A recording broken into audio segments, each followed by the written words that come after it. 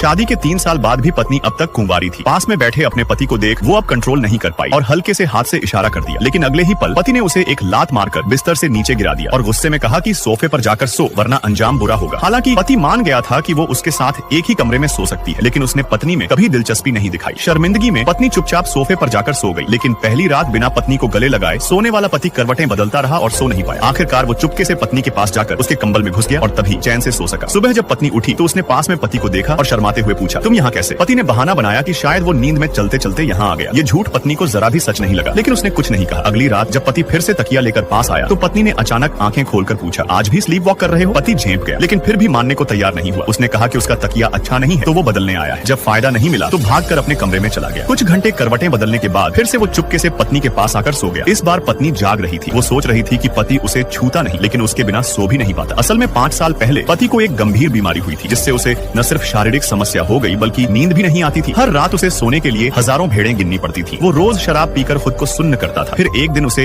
एक ऐसी लड़की मिली जिसमें उसे दिलचस्पी हो गई। उसे पता नहीं था कि ये वही लड़की है जिससे उसने 2 साल पहले शादी की थी, लेकिन कभी मिली नहीं थी। 2 साल पहले लड़की की सौतेली बहन को उससे शादी करनी थी, लेकिन ये सुनकर कि लड़का बीमार है और बदसूरत भी, उसने अपनी बहन को जबरदस्ती भेज दिया। लड़की मना करना चाहती थी, लेकिन पिता ने उसकी बीमार माँ की जान का हवाला देकर मजबूर कर दिया। 2 साल से वो अकेली कमरे में रह रही थी। एक दिन बार में शराब पीने गई तो पति से टकरा गई और गलती से उनके बीच नजदीकियां हो गई। सुबह पति ने उसे किसी अजनबी की तरह पैसे देने की बात कही। कितना चाहिए? लड़की का दिल टूट गया। उसने पहचान बतानी चाहिए, लेकिन बोल न पाई। पति ने जाते जाते उसे 2 करोड़ रुपए देकर छोड़ दिया। वो सोच रही थी कि अब उसका उससे कोई रिश्ता नहीं रहेगा, लेकिन घर पहुंचते ही पिता ने डांटते हुए कहा कि अगर पति को वापस नहीं मनाया तो माँ की लाश देखने को तैयार रहो। अगले दिन कंपनी के बॉस ने उसे एक बड़े क्लाइंट का न्यूट्रिशनिस्ट बनने का काम दिया। पता चला कि वो बड़ा क्लाइंट उसका पति ही था। माँ की खातिर उसने तय किया कि वो उसे अपने प्यार में डाल देगी, लेकिन पति ने उसे पैसों की लालची औरत समझा। फिर उसके पिता ने उसकी बैंक कार्ड फ्रीज कर दी, पैसे रोक दिए और धमकी दी कि 1 हफ्ते में पति को मनाओ, नहीं तो माँ का अंत समझो। इसके बाद पति पत्नी के बीच नोक झोंक, गलत फहमियां और तकरार का सिलसिला शुरू हो गया।